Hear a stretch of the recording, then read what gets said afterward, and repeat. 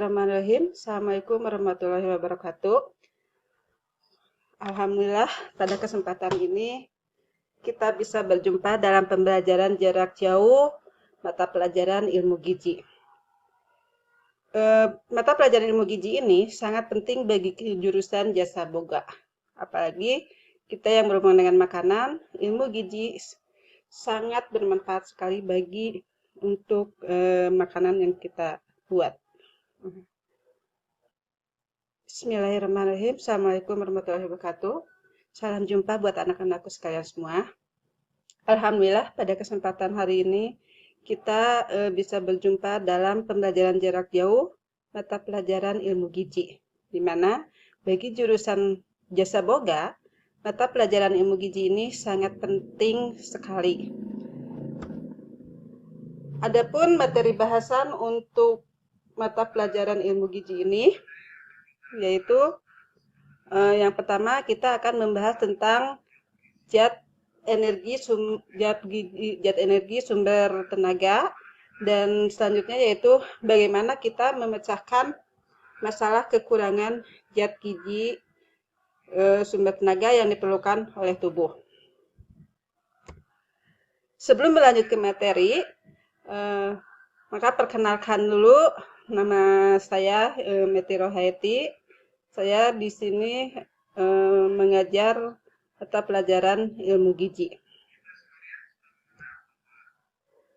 Baiklah, anak-anakku sekalian, kita sudah mengenal bahwa dalam pembuatan menu di Indonesia umumnya itu terdiri dari berbagai macam sumber. Ada yang berasal dari sumber karbohidrat, protein, lemak, dan ada juga yang mineralnya. Sedangkan untuk sumber yang terbanyak yaitu yang berasal dari karbohidrat.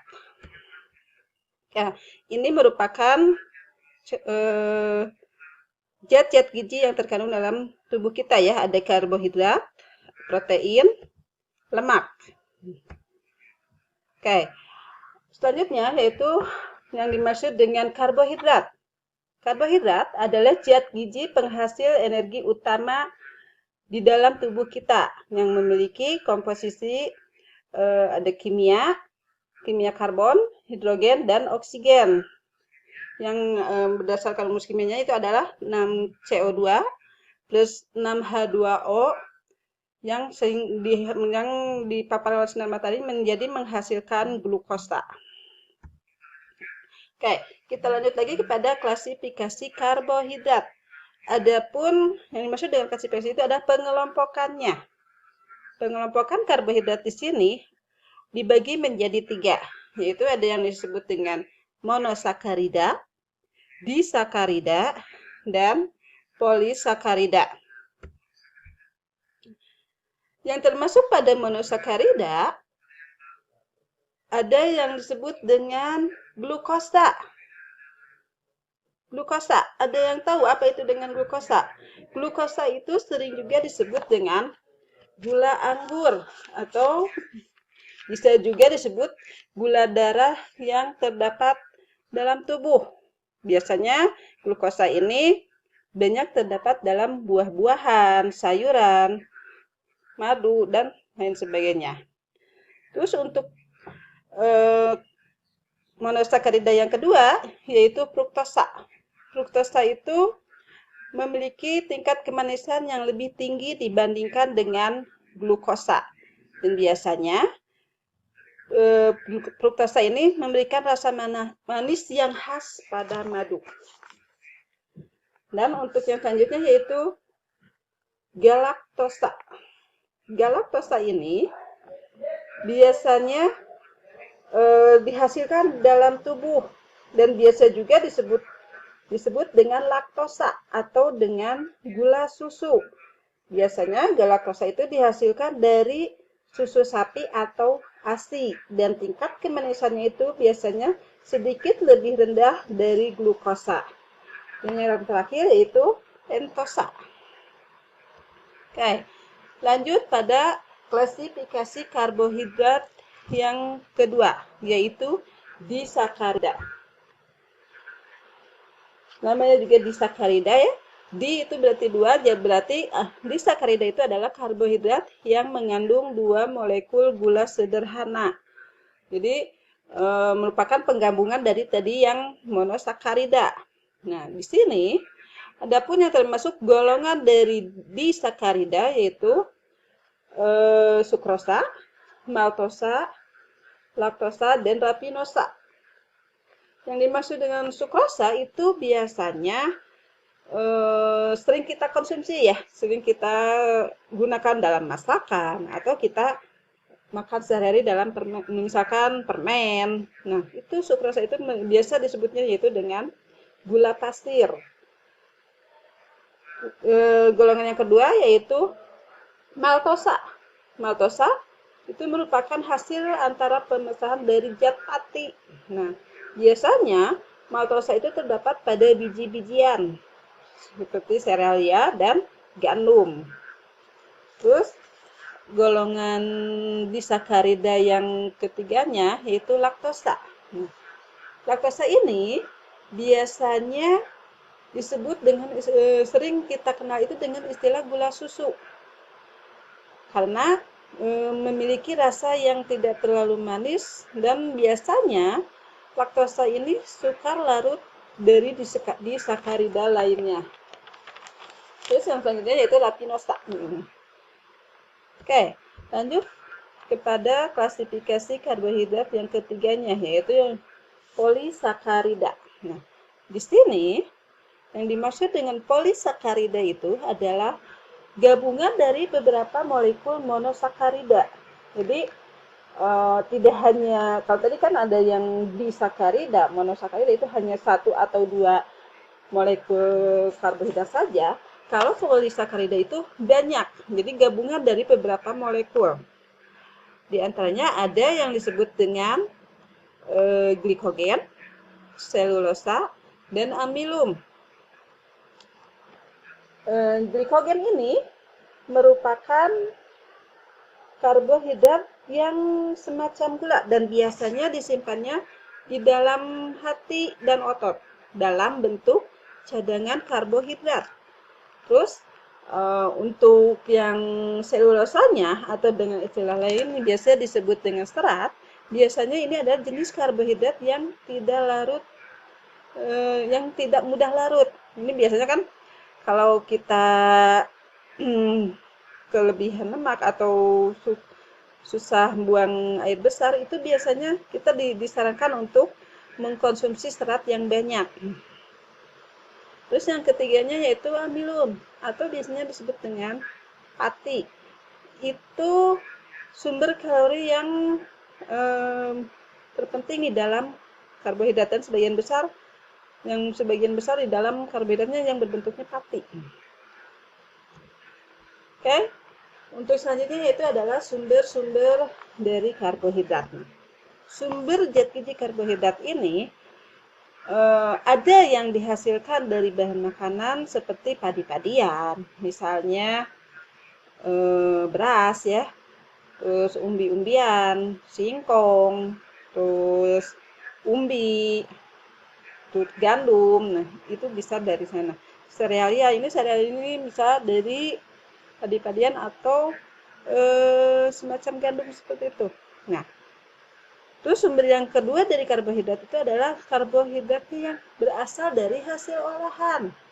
Misalnya mie, kita kan sering ya mengkonsumsi mie instan, terus tape. Kalau tape itu yang hasil dari fermentasi kan, kalau orang Sunda biasa menyebutnya peyem.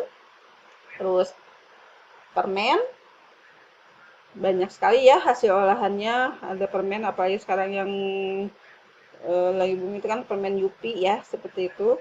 Terus tepung terigu, misalkan untuk bahan dasar pembuatan kue kalau di Bule ya. Terus tepung kanji. Nah, tepung kanji juga kan bisa diolah berbagai macam olahan. Misalkan kalau yang sekarang lagi hit itu adalah cireng. Nah, itu ya untuk sumber karbohidratnya. Nah, selain dari tadi pengelompokannya, karbohidrat juga memiliki fungsinya. Fungsi di sini itu dibagi dua. Ada fungsi bagi tubuh dan ada fungsi karbohidrat dalam hidangan. Lanjut, fungsi karbohidrat bagi tubuh. Yang pertama yaitu sebagai sumber energi utama. Jadi karbohidrat ini dicerna oleh tubuh itu sebagai sumber tenaga yang paling utama dibandingkan dengan zat gizi yang lainnya. Jadi benar-benar sebagai fungsinya sumber utamanya gitu. Terus yang keduanya memberikan rasa kenyang. Tadi kan sempat dibahas ya, serat. Nah, itu biasanya karbohidrat itu bisa memberikan rasa kenyang yang lebih lama dibandingkan zat gizi yang lainnya. Misalkan seperti protein dan lemak. Nah, itu kenapa bisa memberikan kekenyangan yang lebih lama? Karena karbohidrat itu mempunyai volume yang besar di dalam memberikan kekenyangannya. Itu ada yang kandungannya yang disebut selulosa tadi ya, yang selulosa atau serat. Terus fungsi yang ketiga yaitu sebagai pembatas penggunaan lemak. Pembatas penggunaan lemak di sini maksudnya karbohidrat itu selain sebagai sumber tenaga bisa juga dijadikan sebagai cadangan energi selanjutnya. Nah, oke. Lanjut pada fungsi karbohidrat dalam hidangan. Yang pertama yaitu memudahkan pemberian bentuk. Kalau dalam pembuatan kue seperti tepung terigu ya, memberikan bentuk bagusnya, misalkan dari dan tidaknya posturnya lah kalau kita lihat ya dari komposisinya. Nah, terus yang keduanya sebagai media proses fermentasi. Nah, media proses fermentasi di sini maksudnya karbohidrat sendiri itu ada membantu proses fermentasi dari ragi kan. Kalau fermentasi kan pasti menggunakan ragi. Nah, itu ada medianya, salah satunya adalah karbohidrat. Oke. Nah, tadi kan Ibu sudah membahas tentang berbagai macam klasifikasi dari karbohidrat itu sendiri ya. Ada yang disebut dengan monosakarida, disakarida, dan polisakarida yang terdiri dari beberapa golongan lagi kan, masuk pada fungsinya. Nah, sekarang kita berlanjut pada gangguan akibat dari kekurangan dan kelebihan karbohidrat sendiri. Jadi, maksud di sini adalah gangguan bagaimana sih kalau kita terlalu banyak mengkonsumsi karbohidrat atau kita terlalu sedikit dalam mengkonsumsi karbohidrat. Untuk gangguan yang pertama yaitu obesitas atau biasa kita kenal dengan kegemukan. Yang kedua, nama penyakit ya, diabetes mellitus atau mungkin lebih familiarnya yaitu dengan sebutan penyakit kencing manis. Nah, dan yang ketiganya yaitu marasmus atau biasa disebut dengan busung lapar. Kita bahas dulu dengan obesitas. Ini ada contoh gambarnya ya. Kita sudah pasti langsung kan ketika mendengar kata obesitas, kita berarti langsung berasumsinya pada wah, orangnya yang gemuk gitu kan. Nah, lanjut nih. Di sini, wanita yang dikatakan obesitas ini bila berat badannya melebihi 20% dari berat badan idealnya. Sedangkan untuk laki-laki dikatakan obesitas apabila berat badannya melebihi dari 15% dari berat badan idealnya. Nah, kenapa sih bisa terjadi obesitas atau kegemukan? Nah, ini obesitas atau kegemukan disebabkan oleh ketidakseimbangannya antara konsumsi kalori yang berlebihan dengan kebutuhan kita sehari-hari. Jadi, kalau orang Sunda bilangnya rebog ya. Jadi dia makannya banyak, tapi sebenarnya kalori yang dia butuhkan itu tidak sebanyak karbohidrat yang dia konsumsi. Maka terjadilah obesitas atau yang disebut dengan kegemukan. Baiklah, untuk gangguan yang disebabkan dari kekurangan dan kelebihan karbohidrat yang selanjutnya yaitu diabetes mellitus atau biasanya orang lebih mengenal dengan penyakit gula atau kencing manis. Nah, ini merupakan suatu penyakit menahun yang ditandai oleh kadar gula darah yang melebihi dari normalnya. Dan biasanya itu diakibatkan kurangnya produksi hormon insulin di dalam tubuh. Nah, biasanya penyakit ini ditandai dengan berat badan yang menurun drastis dan lebih sering haus. Oke, untuk yang selanjutnya yaitu marasmus atau biasa kita kenal dengan sebutan busung lapar. Ini ciri-cirinya. Nah, ini biasanya marasmus ini itu adalah gangguan akibat kekurangan asupan makan yang mengandung karbohidrat. Dan biasanya ini terjadi pada anak balita. Ini tanda-tandanya yaitu tubuhnya menjadi kurus dan kulitnya menjadi keriput. Nah, itu anak-anak sekalian beberapa gangguan atau yang disebabkan oleh kekurangan atau kelebihan dari mengkonsumsi karbohidrat. Untuk materi hari ini sampai di sini dicukupkan saja sampai di sini. Terima kasih atas perhatiannya. Mudah-mudahan apa yang Ibu sampaikan pada hari ini bisa bermanfaat untuk kalian semua, untuk sekarang dan untuk kedepannya. Terima kasih. Assalamualaikum warahmatullahi wabarakatuh.